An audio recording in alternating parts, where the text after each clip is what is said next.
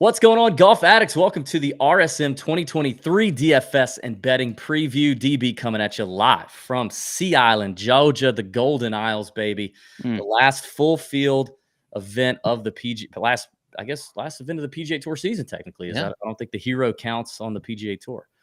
Pat, you're going to join me here in lovely Sea Island tomorrow. Going to spend some time doing the media thing at the RSM, seeing some friends like we always do. 2023 coming to a close, bud. Man, I mean, it's hard to believe, but here we are. Great week for it. Great courses. It's so funny how at the beginning of the year, we kind of lament the fact of these tournaments that have these multiple courses. And then we go for this long stretch. And then here we have two courses again for the RSM Classic. But it's going to be fun. I look forward to meeting you down there, seeing some friends, hanging out. And maybe let's finish strong. Let's pick a winner this week. How about that? Well, speaking of picking winners, we did not pick Camilo. I think we talked about him on the show. Obviously played really well the week before in Los Cabos. And then what a finish for him. I mean, we're going to go down the board, of course, in just a second. But starting at the top with Camilo, these last 2 weeks with EVR, with Camilo, there's like this story behind the win. You've got a couple of journeymen. Obviously, Camilo more of a journeyman than EVR, but guys who've been on it for a minute. EVR's won before too, right? Just a couple years ago, but it's been some really cool stories the last couple of Sundays. And even though the tournament loses a little bit of star power, I guess the field's whatever, it was great to see Camilo. It's hard not to like that guy.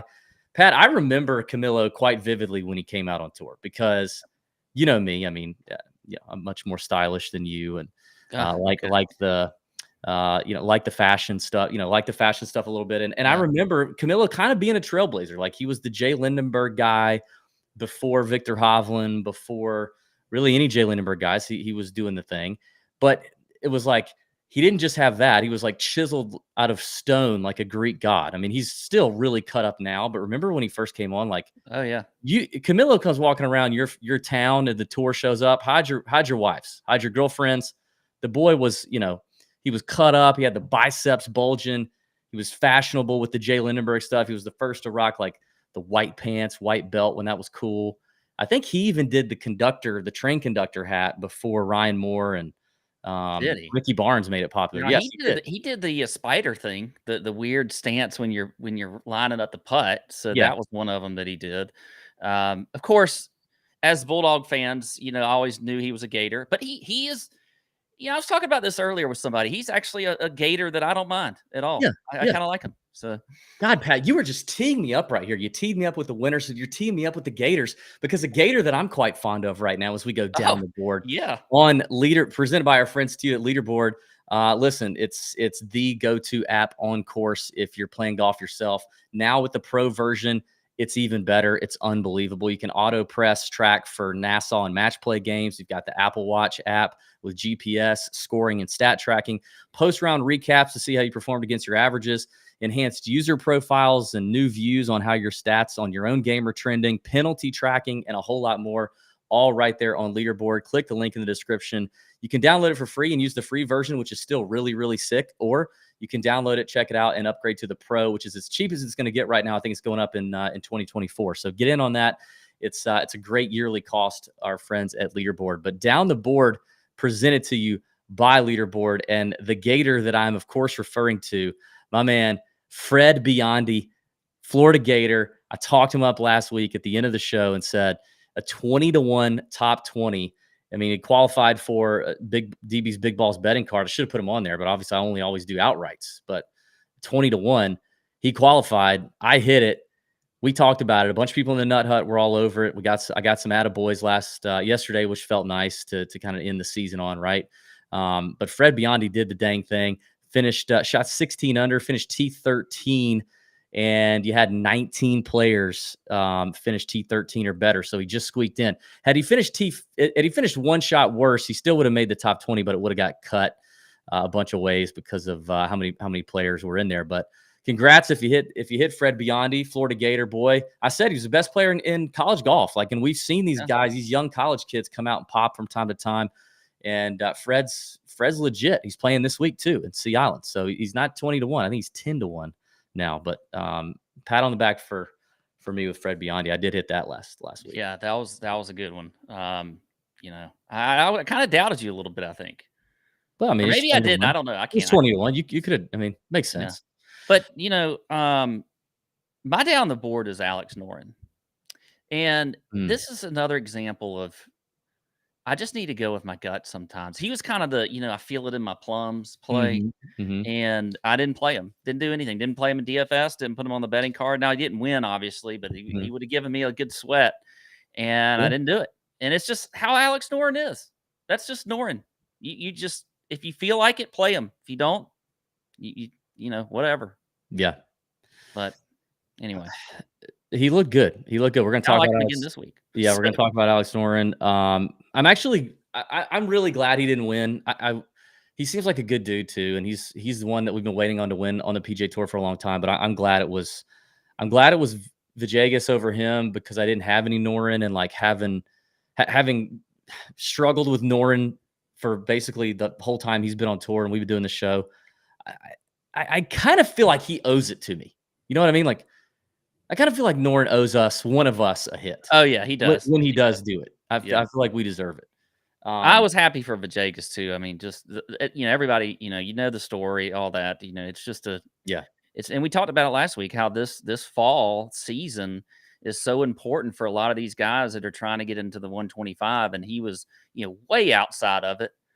Still outside of it last week or after his performance last week. And then he goes out and wins and he's got 2 years of Masters invite, all that kind of stuff. So just a lot of good stuff, a lot of good stories going into this week too. Yeah. Crazy. I mean, it's, I don't know what the fall looks like next year in 2024 with the new season structure and all that, but like I said, these last 2 weeks especially have been pretty cool. And what we wanted long shot season, right? And when the fall season started, we didn't really get it. You hit Sahith at 16-1. You hit Tom Kim at 12-1. We missed out on List. What was List that week he won? Was he was kind of a long shot, I guess. I think he was around 50-1, somewhere around there, mid-range. Yeah, it just kind of felt like we weren't going to get those long shots, those stories. And then I hit EVR at 90. And then we give, Villegas last week at a big number. So, I mean, it's nice to see long shot season coming, hitting a little bit, at least in the fall. And obviously even nicer to see that dude win. He seems like a good dude. But it is kind of strange, right? Like, it's like, damn, Camilo Villegas, really? Like, for the next 2 years? Just everywhere on tour? I thought he was heading to the announcer booth. I thought he was doing a good job doing that. Yeah, he was. A little DFS post-mortem on the Bermuda real quick before we wrap it up. The perfect lineup that you could have constructed. We always like to talk about the perfect lineup because it's always like, most of the time, it's like a lineup where you look at it and go, damn, I could have picked that lineup. It doesn't seem that difficult. And especially ones like this week where you find most of the salary cap being used. Some weeks where it's like, oh, you could have left $4,000 on the table and had the perfect lineup. That one definitely feels like, oh, I don't know if I would have done that. But this one, you would have spent all but $200 of your total $50,000 salary cap on DraftKings.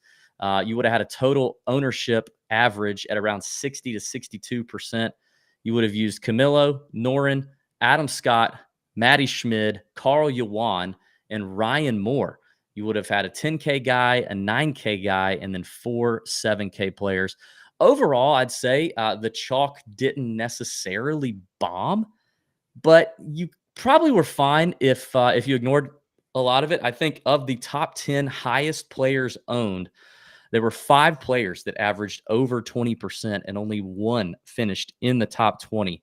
So you probably would have been fine there. And the 6 and 7K ranges had a ton of value. So you could have really...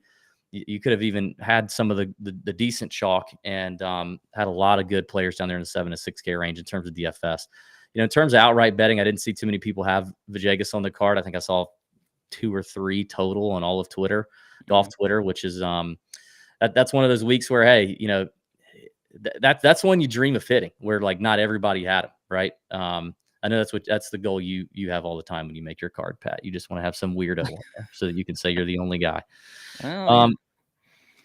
All right, let's move on. Let's talk about the RSM. I mean, you talked about the 2 golf courses. We're not going to get into a full courses breakdown here. We're all quite familiar with the RSM. I did do a ton of research on the course, on some historical DFS data on this golf tournament. I put it all in the Discord last night. It's in the research tab. We've also got a tremendous amount of really good caddy info from this course the last couple years. We've been making it a point to come to the RSM every year because it's convenient for both of us. We can both drive here. We've got a great place to stay here. Shout out. I got to do this. Hold on.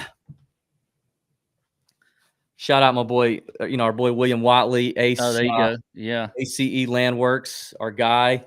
And shout out to my friend DL3 for putting us up. DL3 came over. Oh, yeah, nice. Here. Hey guys. What's up? Hey, listen, guys, I just want you to have the best time ever at my golf tournament. I'm the mayor. I'm in charge. Whatever you guys need, let us know. Thanks, man. Appreciate it. Hey, DL3, can you introduce me to Freddie Couples? No, I've heard you're kind of a weirdo, and Freddie likes ladies, so I'm going to keep you away. You actually have a restraining order while you're here. Restraining order. You have to stay 80 feet away from Freddie at all times. Okay. Darn. Anyway, shoot your shot, they say. Yeah, that's what they say. So it's a great week for us. We got a lot of friends, a lot of players, a lot of caddies, coaches that we know here. It's always a fun week, and we'll be walking the grounds, walking in the ropes with a few guys Tuesday and Wednesday for practice rounds. We'll report all that we see about the golf course and conditions in the Discord, so you don't want to miss that. And it's going to be a great week. So I'm pumped about it, but we're going to save a lot of that course stuff for later. It does look like the weather could be interesting. So I told Pat today on the phone, we were talking about some early outright looks, and I was like, man, I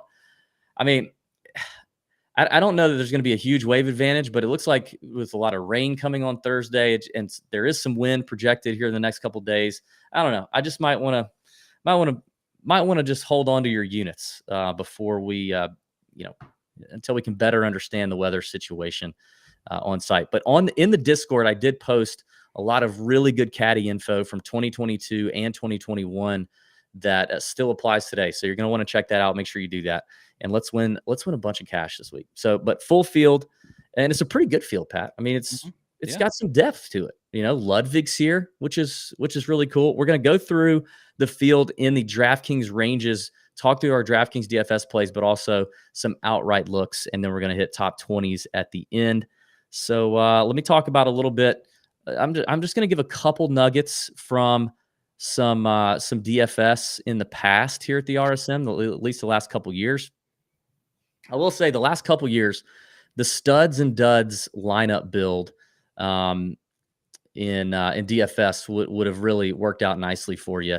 The lot of the 10K studs playing well, 9K studs playing well. There were some bombs, there were some landmines you had to avoid, but then a ton of value in the 7 and 6K range both years. Last year, the 8K range was pretty much ignored. So you could have had some leverage there. In fact, a couple of 8K players did really nicely, and they would have been in the perfect lineup. So things to think about. It is a deep field, and it's all about leverage and lineup construction. So as we talk about these ranges, keep that in mind. But there's a ton more information in the Discord if you want it. Chances are the winning score at this event is going to be at 19 under because it's been 19 under 4 out of the last 5 years. And even Svensson last year, Pat, we were here. It was freaking freezing cold, miserable, windy. And that Joker still shot 19 under. I couldn't believe that.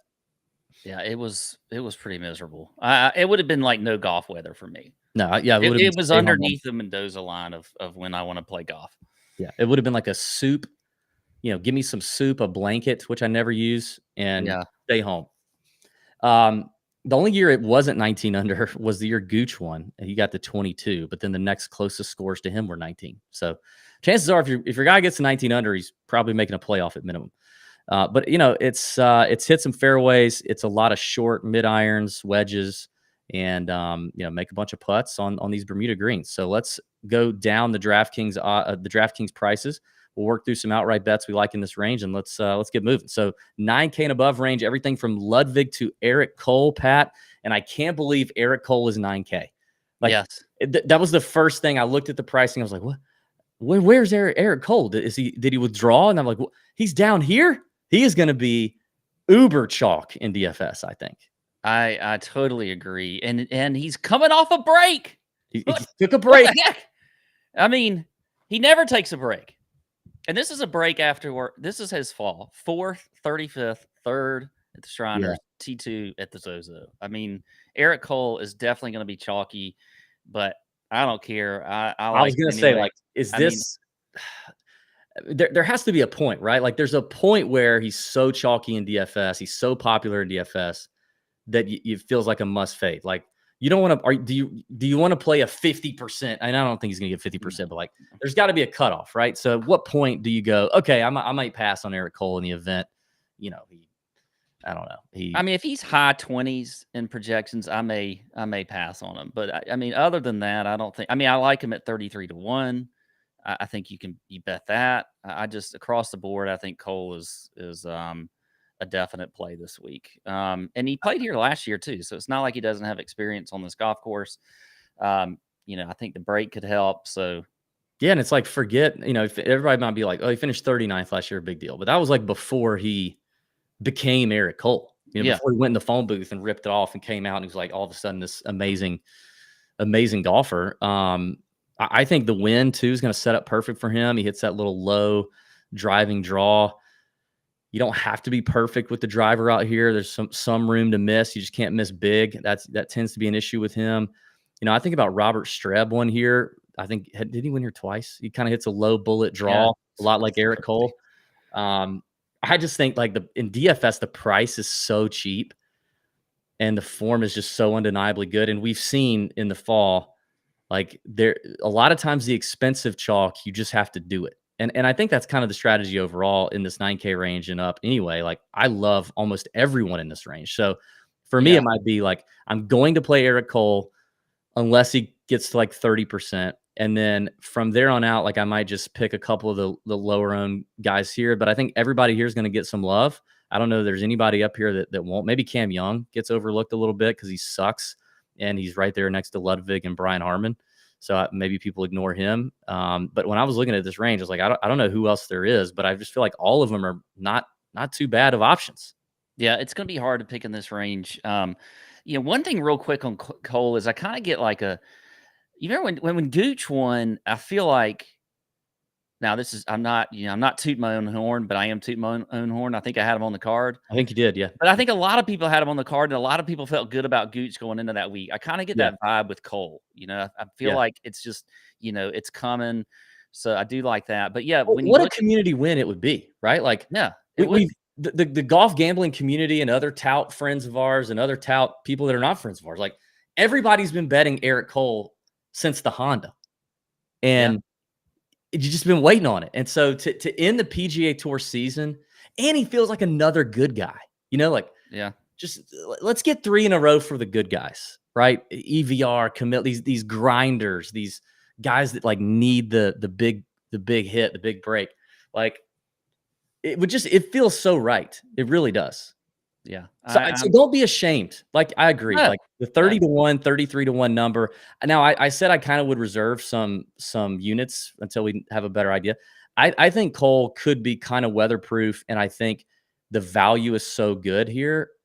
I think you go ahead and hit that one now. Well, here's the thing. So you look at all these guys up here, and you're just saying how there's a lot. It's hard to avoid a lot of these guys. But here's one that I want to talk about. Corey Connors. I don't know what to do with Corey Connors. We haven't seen him all fall, really. I mean, unless he's been playing in Europe somewhere, and I haven't been paying attention to him. But he does have a good history here. He's just one that when I'm looking down the top of this board, that kind of glares out at me is like, I feel like it's a good course fit for him. He's got experience. I mean, he's played here 3 times in the last 4 or 5 years. And he's got top 25s every single year that he's played here. But we just haven't seen him on the PGA Tour recently. So he's one that I kind of was wanting to talk about just because I don't know what to do with him. Yeah, he has not played. He has not played overseas, so you're not missing anything there. Let me look at something. I was going to look at, like, has he played leading up to this event before? Has he had this kind of layoff before? So let's see. Last year, did he play this last year? No, he didn't. He didn't play last year, but then he played in 2022. Okay, and so he played he played the Sanderson and the Shriners before the RSM in whatever the last year he played it, whatever. And then he had the fall Masters before he finished 10th at the RSM in 2020. So I mean, he kind of this would be maybe the longest layoff. He played almost everything in the fall that he finished 23rd. So this would be one of the longer layoffs. I mean, I think with this top tier, especially in DraftKings, I think with guys like Connors, I mean, you could say the same thing about Russell Henley and Brian Harman. All three of those guys, very good course fits here. Good records here. Obviously, Harman's a Sea Island Mafia guy. We're going to talk, hear all about that. But we haven't seen any of them play anywhere since the Tour Championship. So I think for me, it's just kind of depends on how I build lineups, and I'll just take the lower end of those three if I want. Yeah. If I want to take one, I'll just grab the lower one. I guess that's kind of what I'm getting to is I just wonder where the ownership's going to be on a guy like Connors, with not, having not seen him in a good minute. I feel like Henley and Harman are still going to have some pretty good ownership. Yeah, I think they're all going to get a little bit of love. This doesn't feel like a Ludwig spot to me, just with I mean, if you look at what he's done, it's not like his irons are amazing, right? They've not been amazing. And he's doing a lot of his damage with the driver and with long irons. So I think I could see a scenario where in terms of DFS, I kind of fade those, Cameron and Ludwig up there.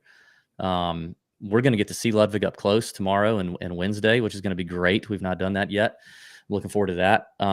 But this 9K range is so enticing in DFS. I just feel like we're just going to have to see how the ownership shakes out. In terms of other outrights, it's hard not to look at JT Poston at 33-1, considering, kind of a home game for him, or it is a home game for him.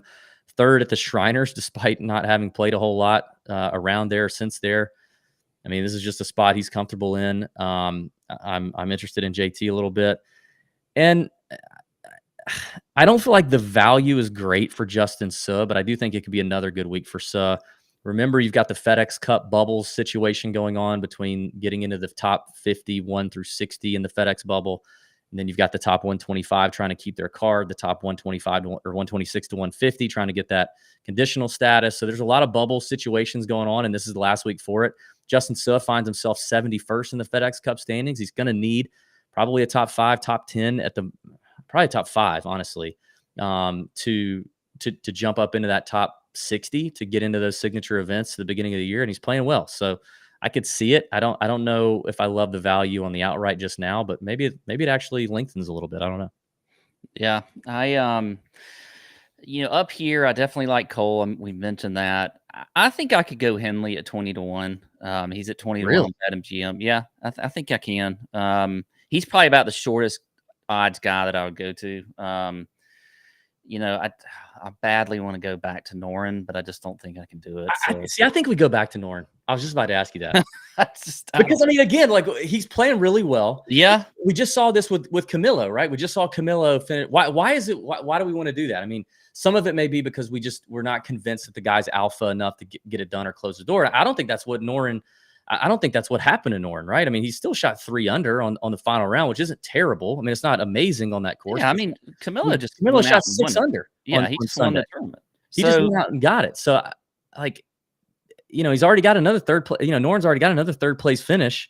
30-1 is probably decent value for Noren. The way that's what I'm saying. Right, and again, you don't want to not be there. Like, no, I just want to be. If Noren's hot right now, I just want to go ahead and be there, and I don't want to get left out on Noren. Yeah. We might have the most similar card ever this week. We might. I've already locked in Cole and Noren on the card. And I also kind of like Noren as another one of those weatherproof guys. He just strikes me as a kind of a grinder, just that little controlled ball flight he hits. I don't know. Like, he seems, that's one thing about JT Poston, who's a friend of ours. But JT would tell you, he doesn't love the wind. Yeah. He does not love playing golf in the wind. Now, last year it was windy. He finished 21st, which isn't terrible, but we're talking outrights here. Anyway, I think Cole and Noren are the automatic outrights for me here, and I might wait and see on Poston and Suh. Yeah, let's not forget how good of a putter Norn is too. On pretty much any Yeah. surface, he's top 10 in this field and over the last 100 rounds on Bermuda. So yeah. All right, let's move on to the 8K range, a little bit of kind of this mid-range outright spot. Before we do, don't forget to check out our friends at SoBet. We've got another awesome SoBet Saturday planned for you this week, this Saturday morning from 11 a.m. to noon Eastern in the Tour Junkies Discord. It's just the best place. If you're betting on college football, if you're betting on the NFL, there are winners being dished out every single day on SoBet. And on every other sport too. I mean, every sport out there, every sport you could possibly gamble on, there's a expert handicapper there with SoBet. Now up to 60 plus handicappers that have been vetted by SoBet, and they ask for full transparency. You have to say why you're betting on the player, how many units you're betting on the player, and then they want you to recap it. Win, lose, or draw, you're recapping it on there. So instead of following a bunch of handicappers on Twitter or some other social platforms, SoBet consolidates all that for you, gets rid of all the noise, only shows you handicappers in your feed that are good and that are proven and that are transparent. So give it a try. Our promo code helps you get that done. Click the link in the description of the show. Use the promo code there, and then at checkout, you get it for $1 for your very first month. And you can cancel at any time, although we don't think you'll want to. So check that out. Our friends at SoBet. All right, let's get to the 8K range, Pat. Some of the mid-range outright odds here. First of all, I got to shout out the chat. Thanks for being in here live. Slow play. I see you. Our boy Darren from the UK. Phil is in here, and I got to give this guy Bear. I mean, what a message, Bear. This is what we like, guys. Loving the show. Been an avid fan for years over here in London, England, and I'm spreading the Tour Junkies gospel around England. God, you love to see it. Yes. And a guy who's in this range, Billy Ho, for me this week. He says 40-1. A little bit of that local course knowledge. Man, thanks, Bear. That's fantastic. Well, Billy Ho is in this range. We did see him play over on the DP World Tour this year, and this fall, I guess you could say. It was right after the Tour Championship, wasn't it? Or he always plays BMW Wentworth. Yeah, he played another. And then he played the Dunhill Links. Yeah, he's been over there. He's been playing good. Obviously doesn't live in Sea Island. He lives in Ponte Vedra, but very comfy on Bermuda surfaces. So love to see that out of Billy Ho. 40-1. What do you think? I mean, we know he's a closer. I don't mind it. I mean, look, like you said, the guy can win golf tournaments. He's almost. It feels like he wins like one every year. Yeah. And so I don't mind 40-1 Billy Ho. I see him at 45 actually on MGM. I like it. You get a closer. You get a guy comfy on Bermuda. It's not a course you have to overpower. He's not going to overpower a course. I completely agree. I think listen, if you're looking in this range, like, who do you trust more to close and win a tournament? Okay. Billy Ho or Alex Smalley? Billy Ho. Billy Ho or Akshay? Billy Ho. Billy Ho or Keith Mitchell? Billy Ho. Billy Ho. Don't do that to me. Don't make me pick a gator over a dog. Come on. True. Billy Ho or Denny McCarthy? Definitely Billy Ho. Billy Ho or Stefan Jaeger? Certainly Billy Ho. What about Billy Ho or Kuchar? Now you're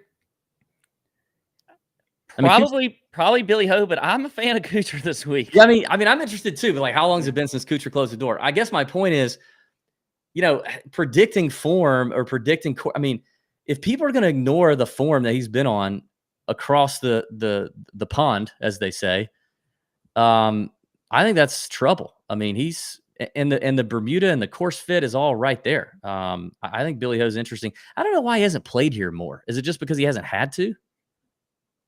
Yeah, I mean, when's the last time he played here? I'm trying to look here. He played in 2019 and missed the cut.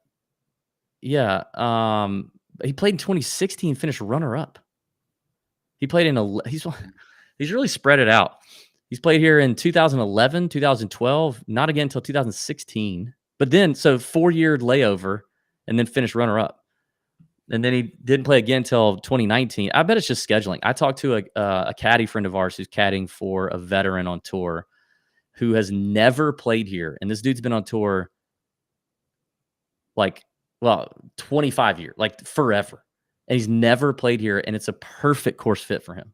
I'll tell you who it is in a little bit. That's called a tease. Yeah, that is a tease. I'm really interested to know who it is. Yeah, I'll tell you. We'll get there. Okay. But I'm with you. I like Billy. I like Billy here at both DFS and from a betting standpoint. Yeah. So you like Kuchar too. 45-1 on FanDuel's the best number I see for Kuch. He's at 8,900 on DraftKings. Obviously, almost got it done at the Worldwide Technology Open, but our boy EVR stole it from him, made everybody happy. I mean, I guess the thing about Kuchar possibly winning is I don't really root for Kuchar. So if he's playing well and it's on a course he could definitely do well, he's a Sea Island dude again. Like maybe to have a little sprinkle of him might make it feel a little more palpable late on Sunday afternoon. Yeah, I mean, I could see. I think if I'm betting though, and you're looking at 40-1 Billy Ho, 40-1 Cooch, I'd probably go Billy Ho. But Same.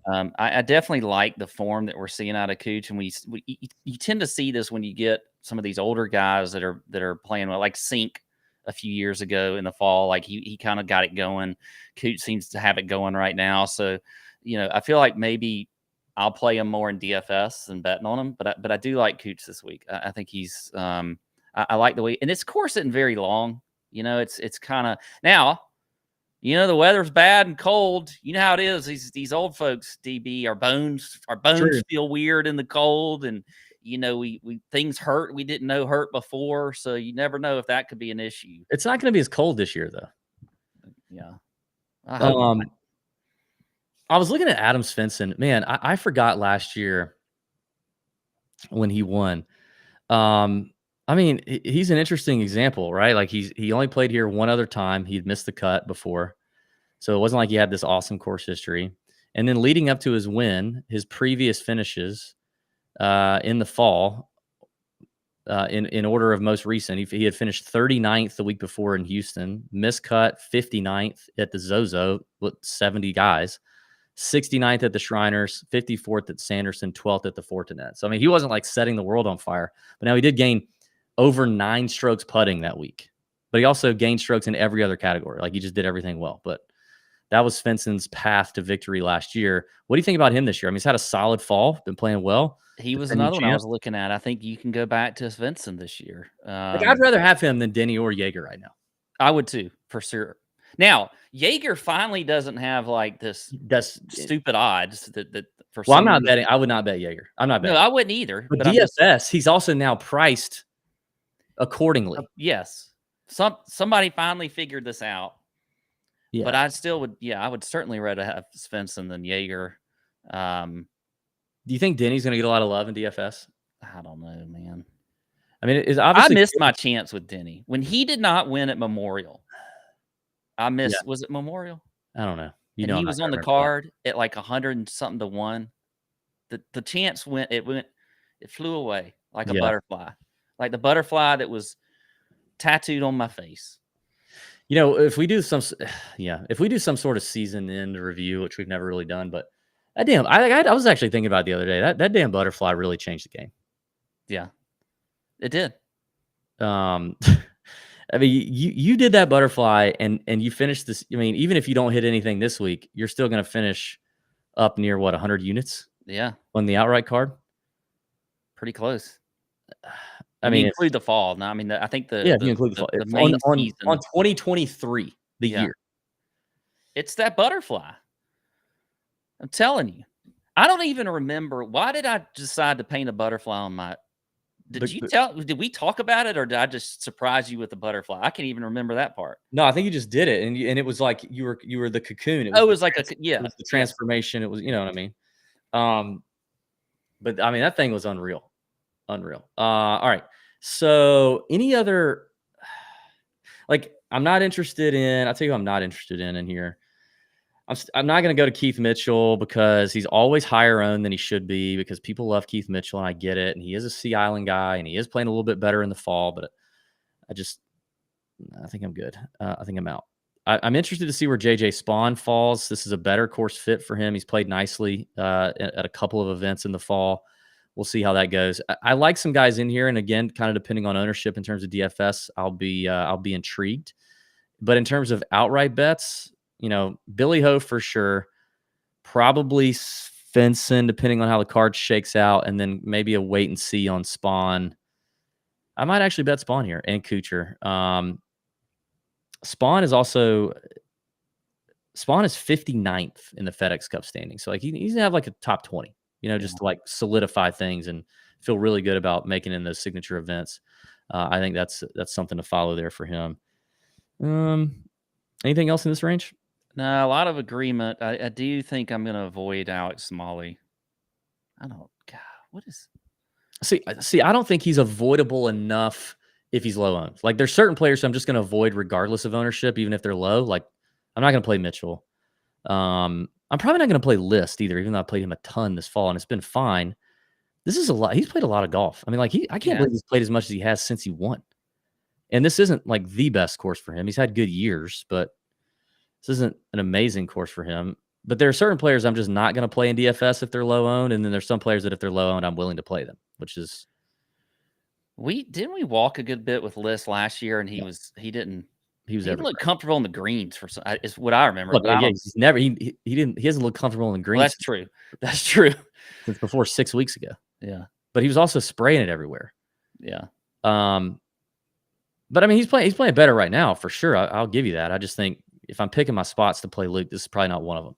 Even though he's had some top 10s here in the last 5 years, feels a little bit kind of, I don't know. Feels like the floor is extra low for List. Like I think at RSM, Spawn's floor is higher.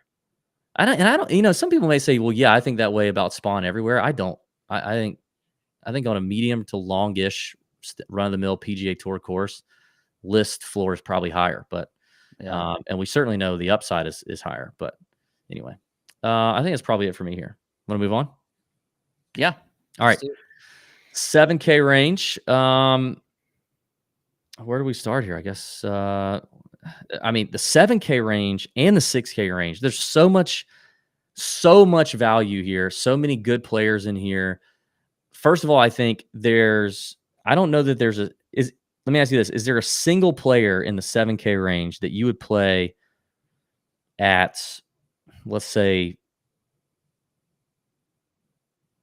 18 to 20% ownership in DFS if they got that high or higher? No, not in this range. I don't think so. Not that I can see.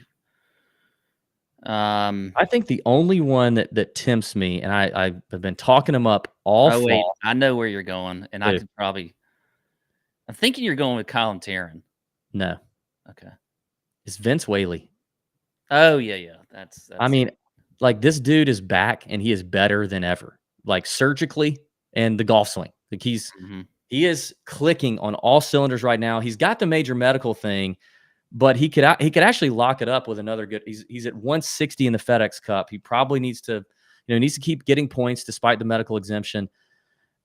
He's $7,200, and as good as he's hitting his irons right now and putting, I am very interested in continuing to ride the Vince Whaley train. Now, if he's at 18%, that's probably a dumb play. We probably shouldn't do that. The cheap chalk probably shouldn't happen in DFS. But he would be the one that's like tempting. Other than him, I mean, there are so many good options in here. Just don't eat that chalk and just pivot in this range. And I don't know that anybody's going to get to that high because there are so many options here. It's just going to get spread thin. But this is a range with a lot of good players. Let's talk. We could go through a lot of names here. Let's talk DFS pivots. Like let's get a few weird pivots going, and then we can hit some outrights. I'll tell you. I gave you the tease earlier, Pat. The player who has never played here in his long career fits this place to a T and is playing well right now. And he's at 128th in the FedEx Cup standings. Needs to move up 3 spots. I talked to his caddy today.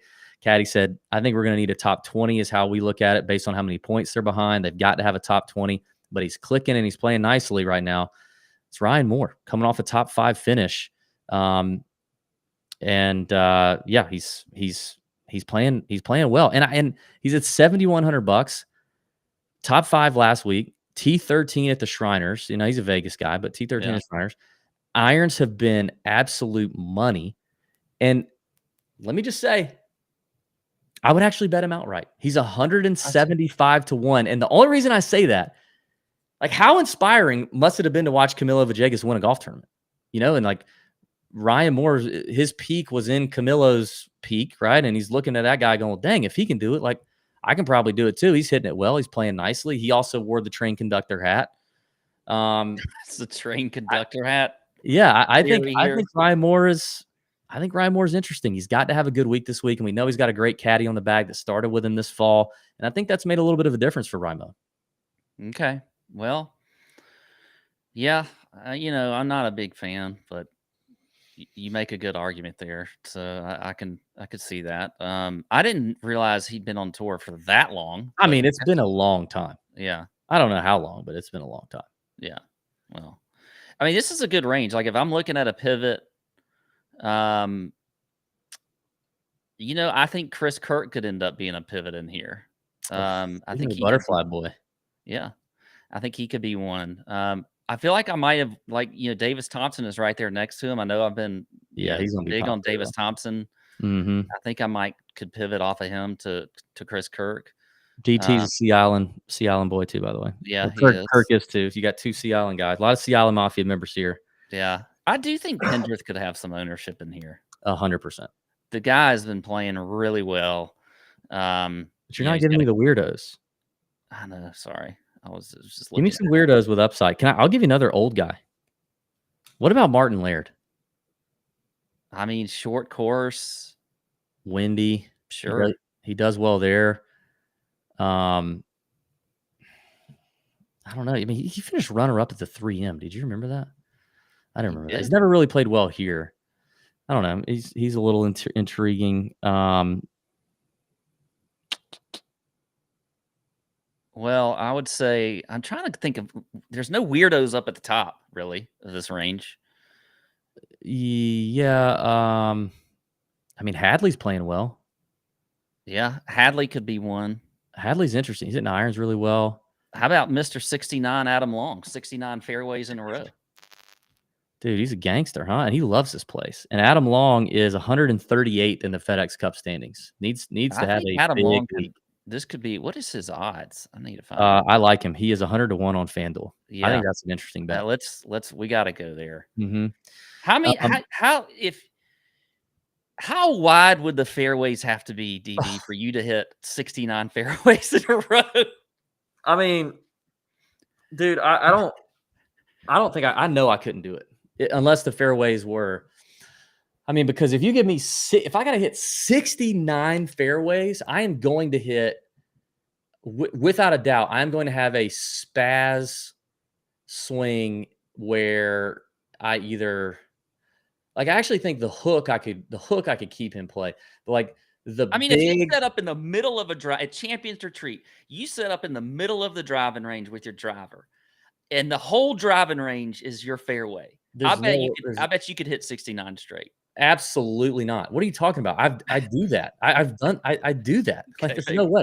I'm going to have a push, a block open face slice that lands in the driving range arrangement Champions that lands on one creek fairway that goes over the range trees into the. I don't know. I think it would have to be. Honestly, it might have to be 100 yards wide. I was going to say a football field wide, and maybe longer. What I would probably do is I would probably set up to the left. I would probably set up to the left center of the driving range. And I know that sounds kind of weird because everybody says like you can talk to a cut, but a hook won't listen or something, whatever it is. Well, my hooks tend to get on the ground quicker. So I think it would stop quicker. So I would favor the left center of the range so that I could protect against the massive push slice foul ball. But I don't know that I could do it even on 100 yards. It'd be a fun test. It would be. Now, I think I could do it on the Champions Retreat driving range. I think I could hit 69 straight. Yeah, but because you have a one-way miss. Yeah, I do not. Yeah, you and on the far left side and be fine. How many fairway, like in actual, like in a round, like how many? What do you think your record is of fairways hit? See, I think mine is probably double digits.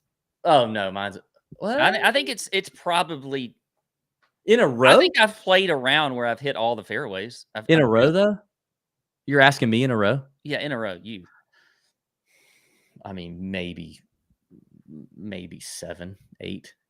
Maybe. Okay, well, that's a little higher than I thought. Oh yeah. I've had days like that. All right. Yeah. Yeah, I've had days like that. Okay. We should do a video where I try to hit 69 fairways in a row.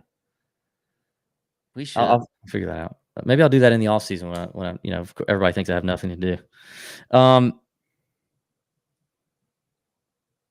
Ben Coles 5. Ben Coles. What is he had a hell of like a the run. most like has he ever had a full status on the PGA Tour? I feel like yes. okay. Yes, I think so. Because he's been out there forever, or he's been on between. He's been back and forth. Yeah. He had a heck of a run at the end of the Korn Ferry Tour season, had a couple top fives. I think he finished 6th in the Tour Championship of the Korn Ferry Tour. I don't think he's a Sea Island guy. I know he's from Texas, but I don't think he lives in Sea Island, but he looks like he lives in Sea Island. He looks like a Sea Island Mafia guy, which I think counts for something. Yeah. I think people should know that Ben Griffin has the course record out here. As good as that kid's been playing, he plays well on Bermuda. You need to know that Ben Griffin is the one that shot like a 58 out here 2 summers ago or 3 summers ago. Like that kid can go stupid low out here at Sea Island. He's very comfortable here. Yeah. I will say I do like, I do like Pendrith at 60 to 1. Yeah. And I do, I think Colin Tarrant, I mean, maybe that's not a weird enough name here if we're going, but I still think, you've talked about him a good bit this fall, finished 2nd here last year. Yeah. He checks a lot of boxes for this golf course that I do like. And he's been playing pretty well. He had, missed the cut at the Worldwide Technology, but before that, had a really good stretch of golf. So I think Callum Tarrant's certainly in play. Maybe you don't go outright at 100 to 1, but at 7,300 on DFS, I think that's a play. We gotta find some disagreement in here, Pat. Who do you hate in this range? Like, who do you just definitely not like in this range? I do not like Thomas Dietrich. I will not play. Not going to play Thomas Dietrich. Doesn't set up great for him. I don't like. Who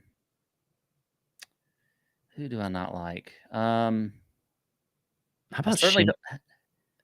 Sorry, this is not a don't like, but like Shink at 7,400 also felt alarmingly low. Even though I know he hasn't done a whole lot this fall. Yeah, as good as he had in terms of his season, 7,400 feels like a really good value for Shink. If people ignore him in DFS a little bit, and I don't know that he will, but that could be. He's got a lot of upside. He could trunk slam, but he's got a lot of upside to me.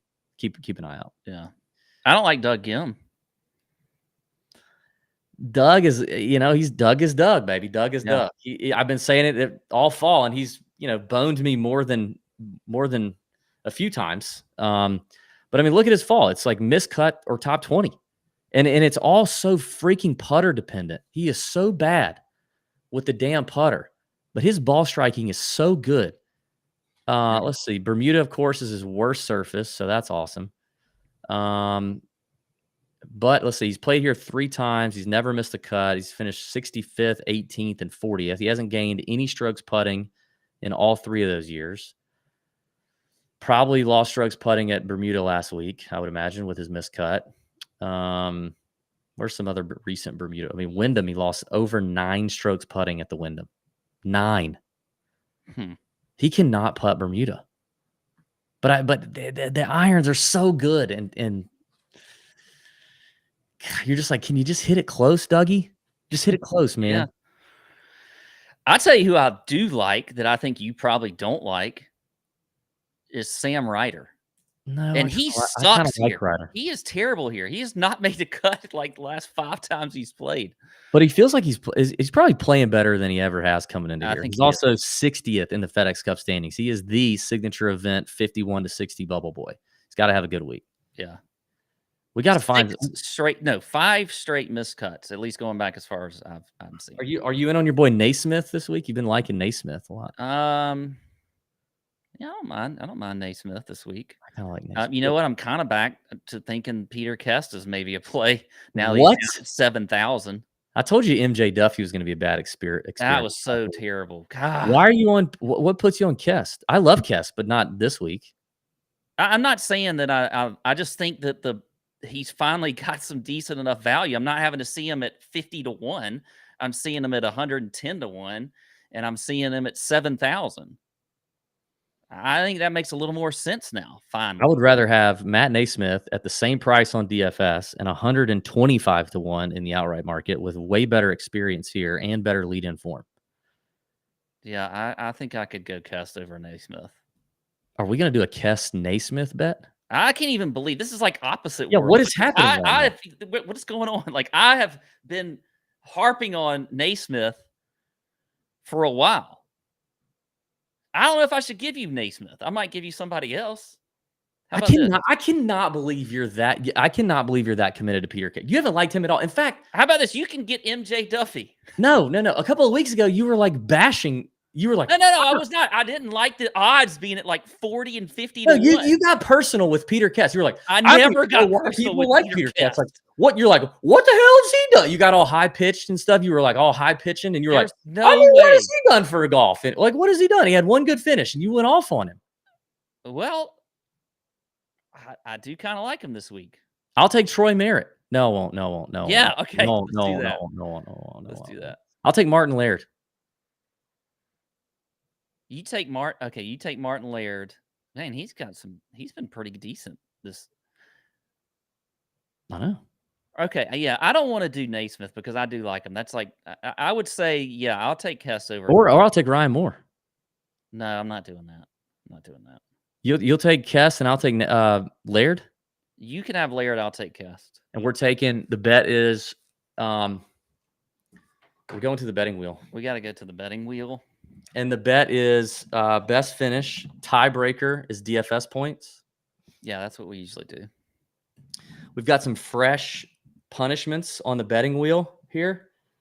Fresh punishments. I'm not going to read all of them, but it's the last event of the year, really, and we just thought let's spin the wheel. So let's force this. Peter Kest versus Martin Laird. Spinning the wheel. Here we go.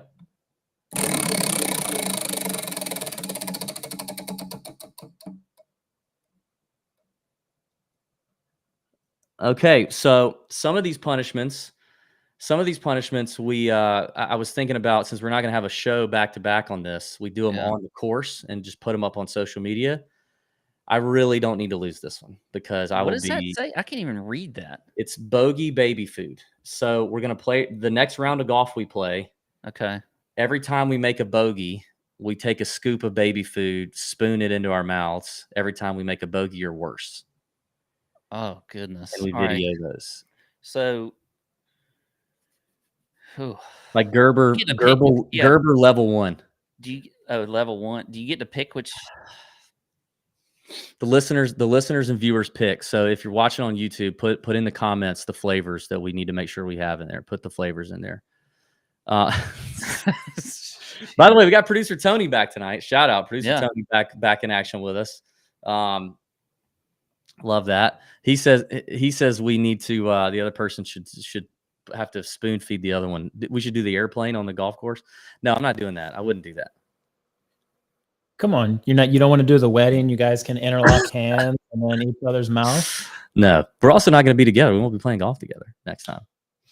But we won't be playing golf together till like when? Maybe February. Yeah, it'll be a while. All right, so bogey baby food it is. Thanks, producer Tony, for getting that going. All right. Oh dear, like my gag reflex is really not good on baby. Yeah, I don't feel like.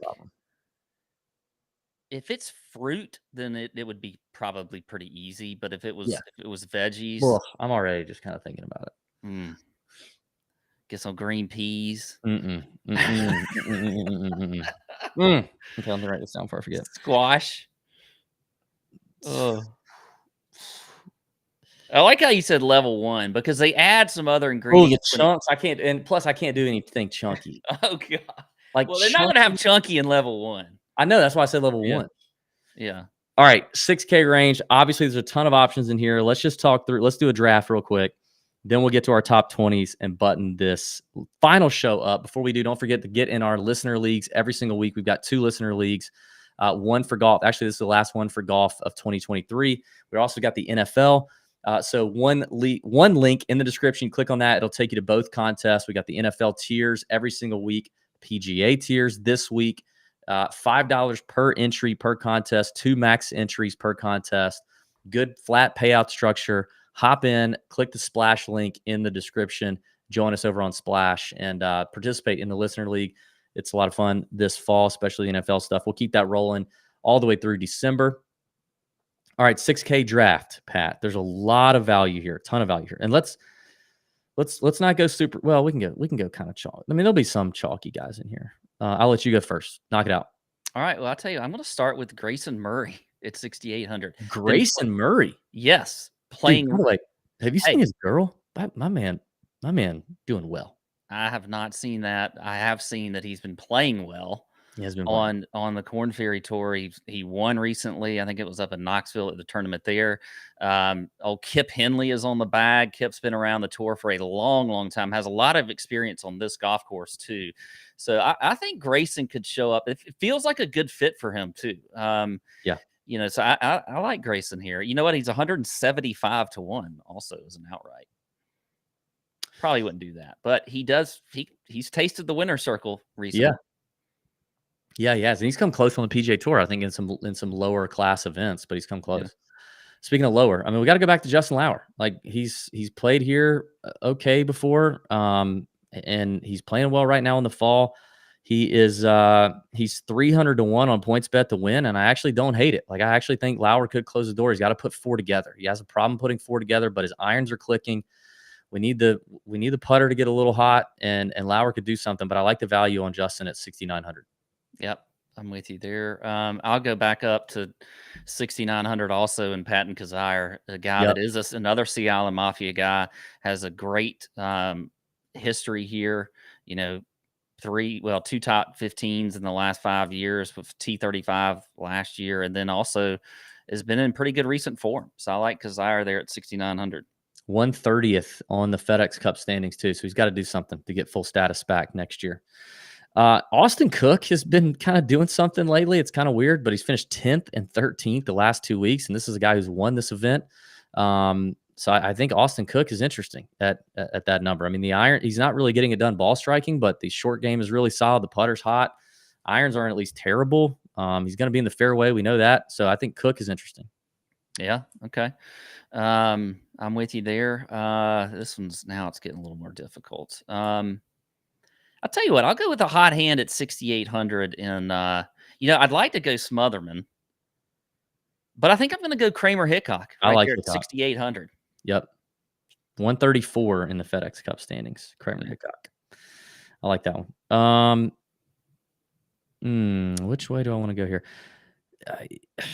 I mean, another former winner who never is very exciting, but he's got 2 top 20s in his last 3 starts.